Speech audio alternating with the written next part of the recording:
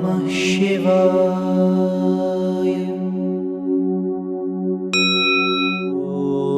Om Namah Shivaya. Hari Om. Soma Suryagni Lochanaha, the one whose eyes are the sun, the moon, and the fire. The sun, the moon, and the fire. These are the primary sources of light in the universe. So here it is said they are the eyes of Lord Shiva. From devotion standpoint, whenever we see the sun, whenever we see the moon or the fire, we should know that Lord Shiva is watching us. Secondly, when the sun has set, the moon is there. Sometimes both are there together. So the Lord is watching us 24/7 through the sun and the moon and the fire. When the Amavasya, etc. happens and the sun and the moon are not there in the night, then there is fire. Meaning to say that a devotee lives in constant awareness of the Supreme, externally also, internally also, that the Lord is the witness in us, and the Lord is the one who is watching us through the sun and the moon and the fire outside also. So we must stick to the path of dharma, of righteousness, and do our duties. In Vedanta, we also know that the sun is the presiding deity of the senses, the moon is the presiding deity of the mind, and fire is the presiding deity of speech. In this context, when we say that the sun, the moon, and the fire are the eyes of the Lord, it would mean all the senses, all the minds, and all the speech are expressions of the divine alone. So, as it is said in the Purusha Suktam, Sahasra Shirsha Purushaha Sahasraksha Sahasrapat. There are 1,000 heads of the Lord, 1,000 eyes, 1,000 feet, meaning all the eyes are of the Lord alone.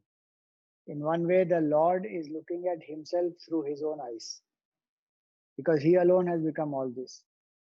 Also, at a deeper level, we come to understand that what type of vision we must have. We had discussed this earlier also when the name Virupaksha had come. So sun also is the symbol of the intellect.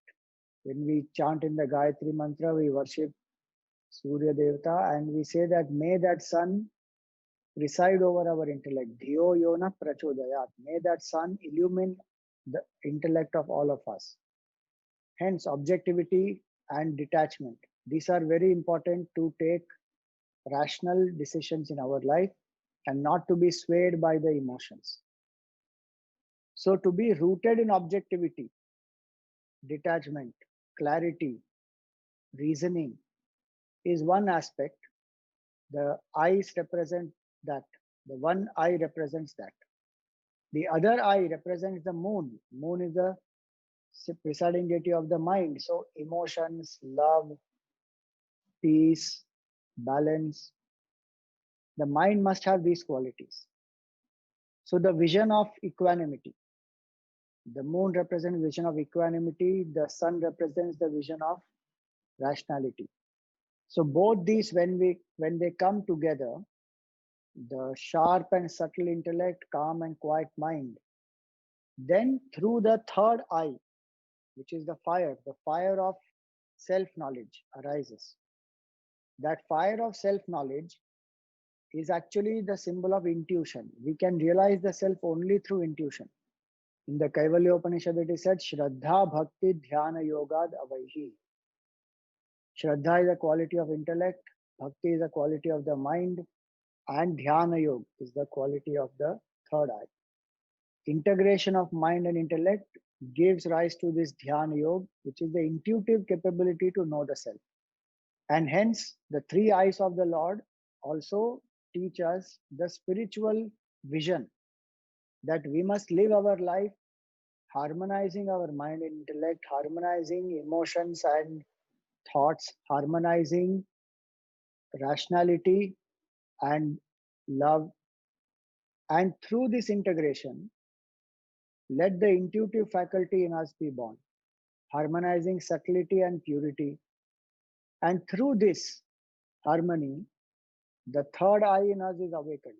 That is the fire of self-knowledge, which destroys our body consciousness, our jiva bhav, and helps us to realize the absolute truth. It destroys all the three types of karmas also, destroys the hridaya granthi, ignorance, desire, and selfish actions, avidya, kama, karma. So these three eyes are symbol of the entire spiritual process of evolution. How to sharpen the intellect, how to quieten the mind, how to integrate both so that intuitively we come to wake up to the absolute truth. The process that leads to the awakening of the third eye, the opening of the third eye, is nididhyasan, contemplation. It was with this third eye that Lord Shiva burnt Kamdev. Symbolically, the body consciousness and all the impurities of the mind, which begin with karma, they can all be transcended and destroyed by this fire of self knowledge. So, may the grace of Lord Shiva be with all of us to live our life harmonizing our mind and intellect, and ultimately transcending this mind and intellect to realize our oneness with Lord Shiva.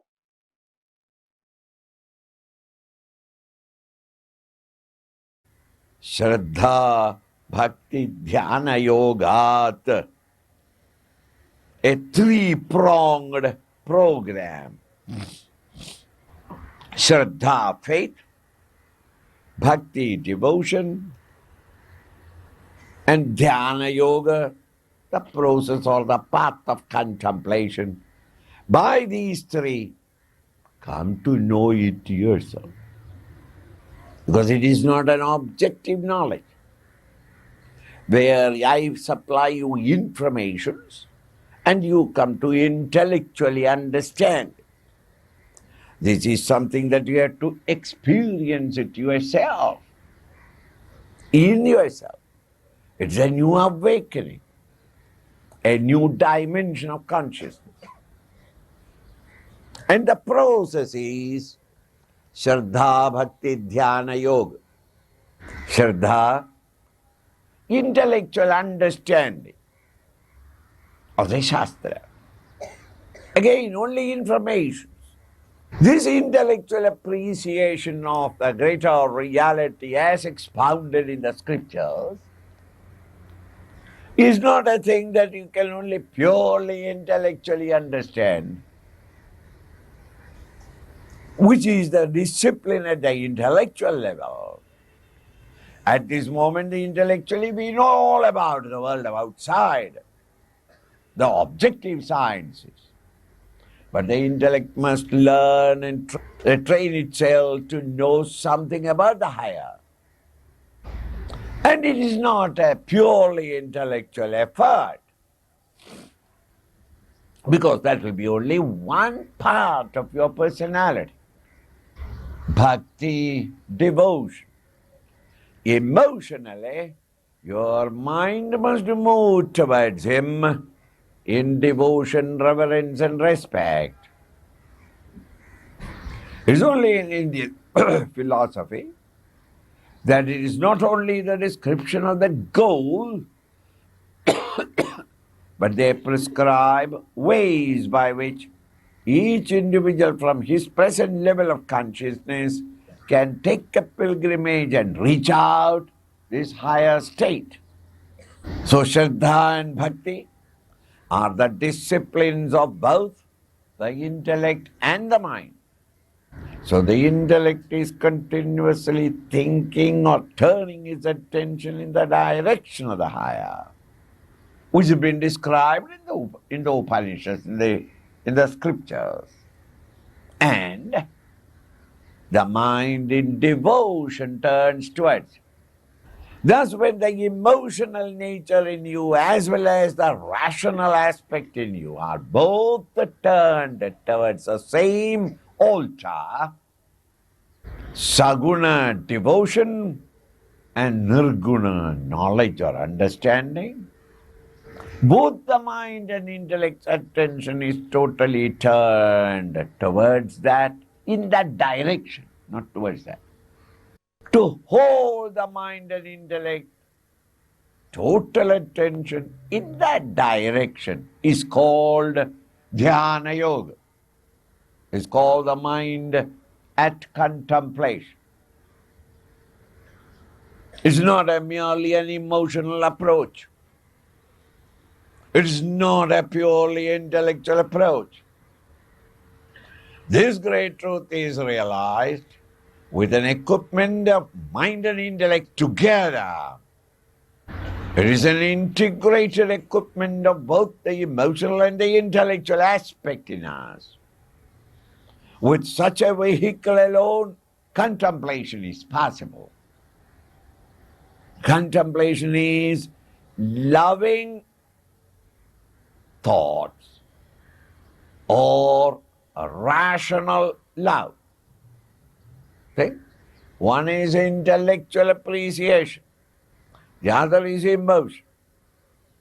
Each one by itself cannot take you anywhere. This unfoldment cannot come within ourselves.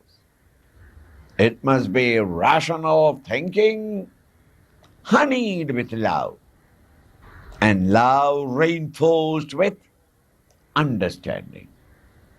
And that movement on the wings of both the mind and the intellect, that unique process is called contemplation. It is a movement from our present state of consciousness into a new dimension of consciousness. Something like the movement of the waker to the deep sleeper. It's all in yourself. But it's a new dimension of consciousness, and therefore the experience are totally different. The waking world and the dream world and the deep sleep world are totally different from each other. It's the three different levels of consciousness. Is a fourth plane, other than these three, a new dimension, which is the goal and destination of contemplative students, and the means of reaching it is through Shraddha, Bhakti, Dhyana Yoga. By this process, Avaihi, you come to know about it.